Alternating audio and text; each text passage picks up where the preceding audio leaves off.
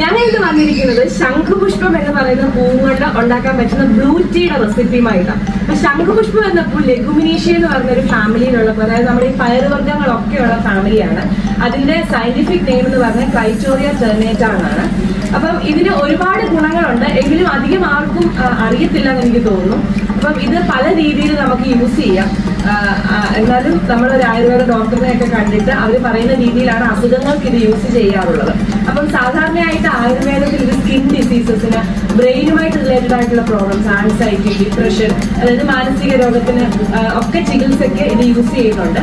പിന്നെ പ്രത്യേകിച്ച് നമ്മുടെ മുഖ സൗന്ദര്യത്തിന്, അമിത വണ്ണത്തിന്, പിന്നെ താരൻ, അതുപോലത്തെ സാധനങ്ങൾക്കൊക്കെ നമുക്ക് ഇത് ഭയങ്കര ഗുണമുള്ള ഒരു മെഡിസിനൽ വാല്യൂ ഉള്ള ഒരു പൂവാണ്. ഇതിന്റെ പൂ മാത്രമല്ല എല്ലാ സാധനങ്ങളും നമുക്ക് മെഡിസിനൽ വാല്യൂ ഉള്ളതാണെന്നാണ് എൻ്റെ ഒരു ആയുർവേദ ഡോക്ടർ ഫ്രണ്ട് എനിക്ക് പറഞ്ഞു തന്നത്. അപ്പൊ ഈ ബ്ലൂ ടീ ആണെങ്കിൽ പല റെസിപ്പീസും നമ്മൾ യൂട്യൂബിൽ കാണും, അത് ചൂടോടെ ഉണ്ടാക്കി കുടിക്കുന്നതൊക്കെ കാണും. ശരിക്കും അങ്ങനെയല്ല യൂസ് ചെയ്യേണ്ടത്.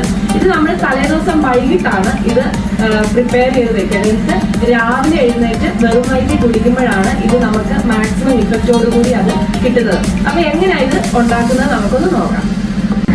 നന്നായിട്ട് വെള്ളം തിളപ്പിച്ചിട്ട് നമ്മൾ ഇത് ഇതിനകത്തേക്ക് ഒഴിക്കാൻ പോവുകയാണ്.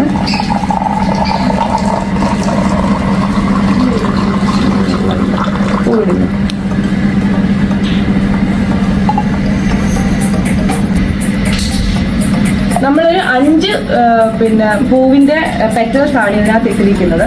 എന്നിട്ട് നമ്മൾ ഇതിങ്ങനെ തലേദിവസം വൈകിട്ട് ഇങ്ങനെ ചെയ്ത് വെച്ചിട്ട് രാവിലെ എഴുന്നേറ്റ് വെറും വയറ്റിൽ കുടിക്കുമ്പോൾ ആണ് ഇതിന്റെ ഫലം നമുക്ക് ശരിക്കും കിട്ടുന്നത്. നല്ല ആന്റി ഓക്സിഡന്റ് പ്രോപ്പർട്ടി ഉണ്ട്, അതുപോലെ തന്നെ ഡീടോക്സിഫിക്കേഷൻ ഒക്കെ ഹെൽപ്പ് ചെയ്യുന്നു. ആമസോണിലൊക്കെ ഈ പൂവിന് ഭയങ്കര വിലയാണ്.